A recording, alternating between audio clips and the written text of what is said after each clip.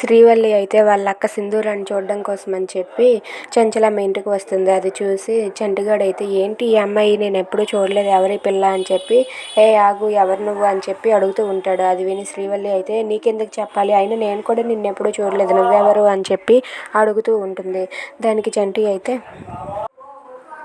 నేను అడిగిన దానికి సమాధానం చెప్పకుండా మళ్ళీ నువ్వు నన్ను క్వశ్చన్ వేస్తావేంటి అని చెప్పి అడుగుతూ ఉంటాడు. ఆ మాటలకు సింధూర శ్రీవల్లి అయితే నేను చంచలమ్మ గారి కోసం వచ్చాను అని చెప్పి ఇంట్లోనికి అయితే పరిగెత్తుకుంటూ వెళ్ళిపోతుంది. ఇక ఇంట్లోనికి వెళ్ళి చంచలమ్మ అత్త బాగున్నావా అని చెప్పి అడుగుతుంది. ఇక చంచలమ్మ శ్రీవల్లిని కింద అక్కడ కూర్చోబెట్టి శ్రీవల్లి బాగున్నాను, నువ్వెలా ఉన్నావు అని చెప్పి అడుగుతూ ఉంటుంది. నేను మా అక్కను చూడడానికి వచ్చాను అత్తమ్మ అని చెప్పి అంటుంది. అది విని చంచలమ్మ అయితే సరే మంచిదే, నువ్వు మీ అక్క దగ్గరికి వెళ్ళి మాట్లాడు అని చెప్పి సింధూర గదికి శ్రీవల్లిని పంపిస్తుంది. ఇక శ్రీవల్లి అయితే వాళ్ళ అక్క దగ్గరికి వెళ్ళి మాట్లాడుతూ వాళ్ళ అక్కని కలిసి వాళ్ళ అక్కతో సరదాగా గడుపుతూ ఉంటుంది. Thanks for watching friends. Please subscribe our channel.